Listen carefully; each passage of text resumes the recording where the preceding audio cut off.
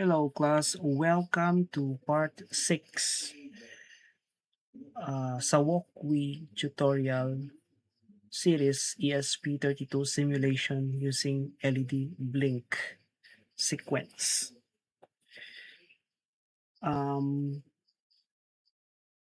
So ang aton nga ligad nga sequence darwa no. Then may nag-request one of my student na sa ilang assignment because ang ilang assignment ligad may tatlo ka sequence. Ang last nga sequence amo ang LED wave na sequence. Una, ma-turn on niya LED number 3 followed by 2 and 4 then 1 and 5. After that, ma-off ang 1 and 5, 2 and 3, 2 and 4, and the last one is 3 ma-off. Sunod balik naman. That's the third sequence. Yung pa-assignment ko ligad. Now, to do that, let's create a function called third sequence. Now, let's add parameter, my delay. Then, syempre, we have 5 elements inside this LEDs array. Now, i-access natin ang element using indexing. So, digital write LEDs. Let's turn on first the center LED 0, 1, 2. That means index 2 high. Then after that, delay my delay. And after that, copy paste. Let's turn on next the LED number 2 and 4. That means index number 1 and 3. Then delay my delay. And after that, index 0 and index 4. Let's try. Let's call this third sequence.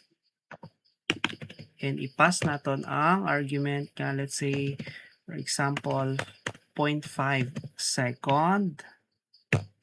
Then,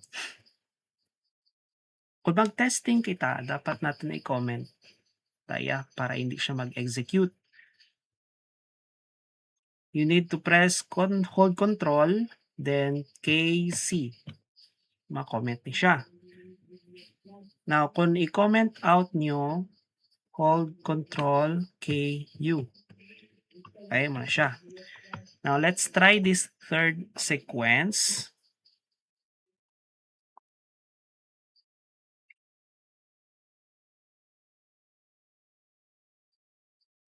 Aha. Now, we need to turn off. Copy. And paste. Instead, ma-start kita sa center. Ma-start kita sa outside. Which is index 0 and 4. Delay. My delay. Instead of high, low. Let's copy paste this. This is the off sequence. Now, kung i-restart ang simulation,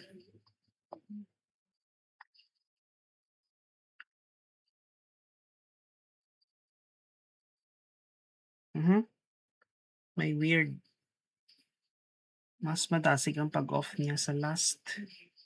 Why? Because siguro may delay kita diya. May delay.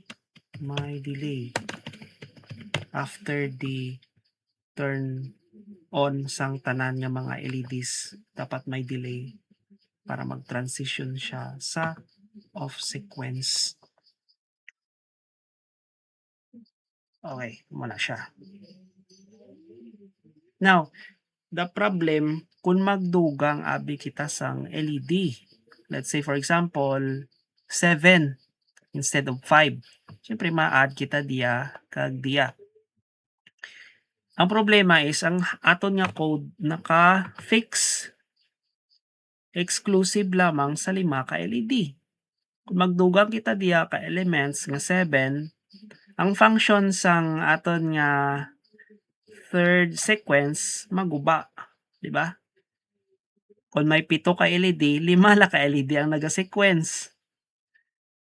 So there's the best no nga technique para na ma-achieve naton ina. So in the next video, himuon naton i-refactor naton ang third sequence. Okay, that's it for this video. I hope nga may na-learn ka mo biskan gamay lang. And don't forget to learn more no para mayad kita sa computer programming. Okay, that's it for today.